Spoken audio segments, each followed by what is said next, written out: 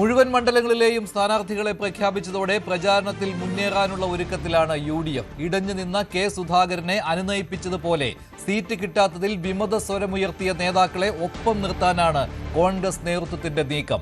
അതേസമയം സ്ഥാനാർത്ഥി നിർണയത്തിൽ കാലതാമസം ഉണ്ടായിട്ടില്ലെന്നും പലതും മാധ്യമ സൃഷ്ടിയെന്നുമാണ് നേതൃത്വത്തിന്റെ വിമർശനം.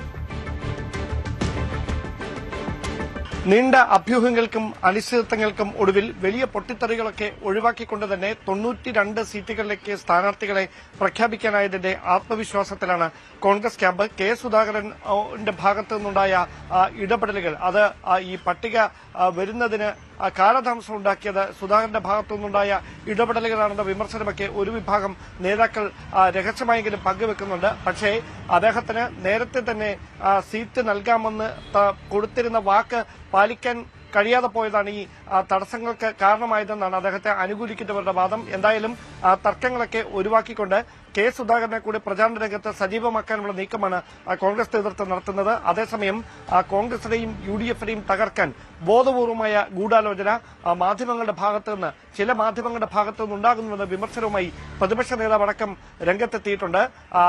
AKG സെന്ററിൽ നിന്ന് പണം കൈപ്പറ്റിയ ശേഷമാണ് ഈ മാധ്യമങ്ങൾ ഇത്തരത്തിൽ തെറ്റായ പ്രചാരണം നുണക്കഥകൾ UDFിനും കോൺഗ്രസിനുമെതിരെ മെനയുന്നത്.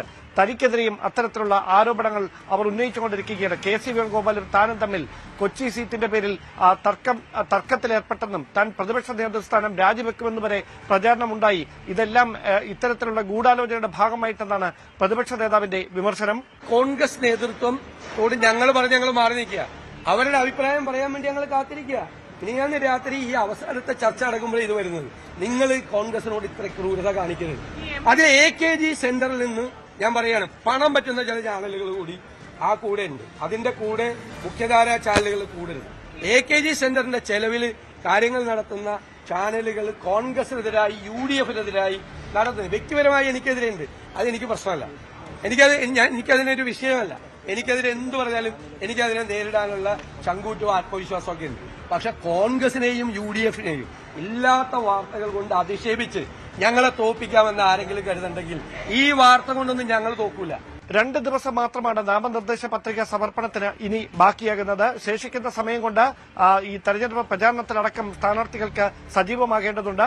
ഈ സ്ഥാനാർത്ഥി പട്ടിക പുറത്തുവിടുന്നതുമായി ബന്ധപ്പെട്ടുണ്ടായ കാലതാമസവും അതിന്റെ പേരിലുണ്ടായ അനിശ്ചിതത്വവുമൊക്കെ ദേശീയ നേതാക്കളെ അടക്കം സംസ്ഥാനത്തേക്ക് എത്തിച്ചുകൊണ്ട് നടത്തുന്ന തെരഞ്ഞെടുപ്പ് പ്രചാരണ പരിപാടികളിലൂടെ മറികടക്കാൻ കഴിയുമെന്ന വലിയ ആത്മവിശ്വാസത്തിലാണ് കോൺഗ്രസ് ക്യാമ്പ്. അതോടൊപ്പം അതൃപ്തി പരസ്യമാക്കി രംഗത്തെത്തിയ ജോസഫ് വാഴക്കൻ ഉൾപ്പെടെയുള്ള നേതാക്കളെ കെ സുധാകരന് പുറമെ ജോസഫ് വാഴക്കനും സീറ്റ് നിഷേധിക്കപ്പെട്ടിരുന്നു ഏറ്റുമാനൂരിൽ. ഈ നേതാക്കളെ എല്ലാവരെയും ചേർത്ത് നിർത്തുന്നതിനായി മുതിർന്ന നേതാക്കൾ തന്നെ അവരെ ഫോണിൽ ബന്ധപ്പെട്ടും അല്ലാതെയും തെരഞ്ഞെടുപ്പ് പ്രചാരണ രംഗത്ത് സജീവമാകണമെന്നുള്ള നിർദ്ദേശം നൽകുമെന്നാണ് വിവരം. എന്തായാലും ഈ തുടക്കത്തിൽ ഉണ്ടായ ഈ ക്ഷീണം അത് തെരഞ്ഞെടുപ്പ് പ്രചാരണം സജീവമാക്കിക്കൊണ്ട് മുതിർന്ന നേതാക്കളെ അടക്കം ദേശീയ മുഖങ്ങളെ അടക്കം സംസ്ഥാനത്തേക്ക് പ്രചാരണങ്ങളിൽ എത്തിച്ചുകൊണ്ട് ആ ക്ഷീണം മറികടക്കാനാകുമെന്ന ആത്മവിശ്വാസത്തിലാണ് കോൺഗ്രസ് നേതൃത്വം.